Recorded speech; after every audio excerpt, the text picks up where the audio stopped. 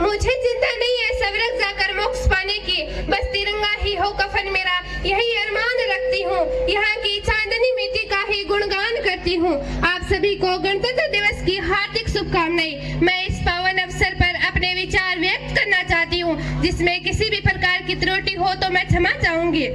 मैं नहीं मानती राष्ट्रगान के 52 सेकंड में सिर्फ खड़े होकर गाना या वंदे मातरम भारत माता की जय जयकार जोरों शोरों से ही करना देशभक्ति है, क्योंकि महोदय ये वो सदी है जहाँ नीति नियम नैतिकता जैसे मूल्यों की धज्जियां उड़ाते लोग मुझे नजर आते हैं। ये वो सदी है जहाँ सत्य अहिंसा सदाचार और स्नेह सादगी जैसे मूल्य कौड़ियों के भाव बेचते लोग मुझे नजर आते हैं। और महोदय ये वो सदी है जहाँ दो सगे भाई भी सुख चैन से बड़ी मुश्किल के साथ जीते नजर आते हैं। जिस देश के युवा इंस्टाग्राम व्हाट्सएप फेसबुक पर चैटिंग वेटिंग पर फंसे नजर आते हैं, अरे मुझे तकलीफ तो तब होती है जब आज का नौजवान जिसके कंधों पर जिम्मेदारी है राष्ट्र निर्माण की, समाज को जोड़ कर रखने की, वही युवा मुझे पबजी गेम में डूबा और शराब की लत में भीगा नजर आता है। वही युवा मुझे पबजी गेम में डूबा और शराब की लत में भीगा नजर आता है। तो मैं युवाओं से कुछ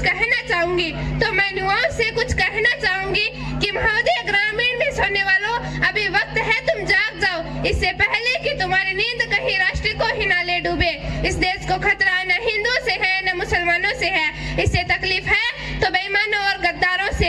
एक सैनिक बनकर सेना में जाना ही देशभक्ति नहीं होती, एक सैनिक बनकर सेना में जाना ही देशभक्ति नहीं होती।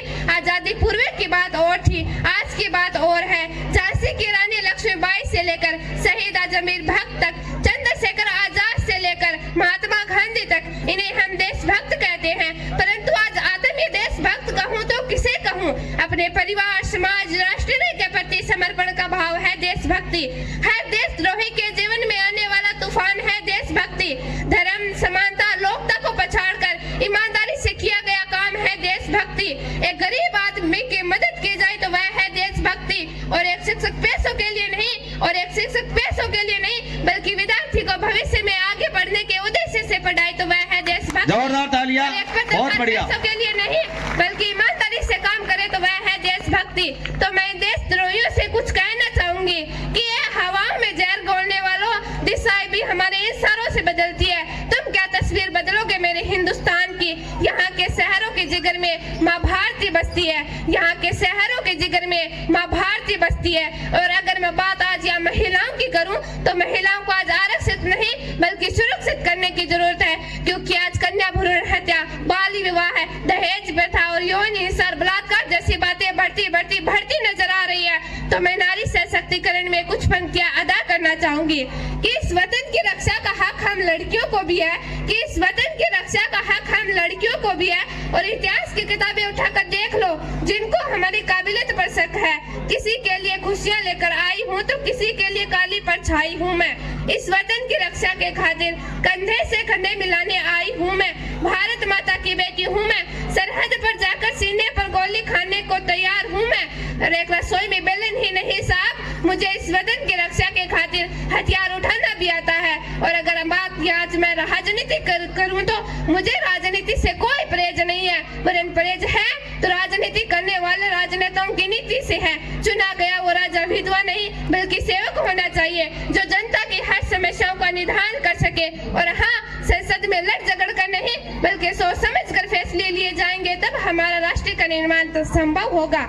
तो मैं इन राजनेताओं को 2 लाइन कहना चाहूंगी कि जिन्हें हम हार समझ बैठे गला अपना सजाने को, वही अब नाक बन बैठे हमें काट खाने को।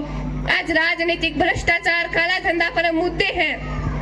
इंसान तो चढ़ जाता है पर इंसानियत चोट खा जाती है। और इस धन से हम सोने की चैन तो खरीद सकते हैं लेकिन नींद चैन की सो नहीं सकते, इसका मैं दावा करती हूँ। हमारा राष्ट्र निर्माण तब संभव होगा जब एक गरीब किसान की झोपड़ी को बदलकर उसका अपना एक घर होगा। हमारा राष्ट्र निर्माण तब संभव होगा जब पतिया किसान के खेत में पानी पहुंचाया जाएगा। हमारा राष्ट्र निर्माण तब संभव होगा जब युवाओं के परीक्षा के पेपर लीक नहीं होंगे, उनके भविष्य के साथ कोई खिलवाड़ नहीं किया जाएगा। और अंत में किसी साहित्य की पंक्तियां और अपनी तमन्नाओं से वाणी को विराम देते हुए कहना चाहूंगी कि काश मेरी जिंदगी में शरद की वो शाम आए, काश मेरी जिंदगी मेरे वतन के काम आए। ना खौफ है मौत का, ना आरज़ू है जन्नत की, बस कभी जिक्र हो शहीदों का तो उनमें मेरा भी एक नाम आए, तो उनमें मेरा भी एक नाम आए। धन्यवाद।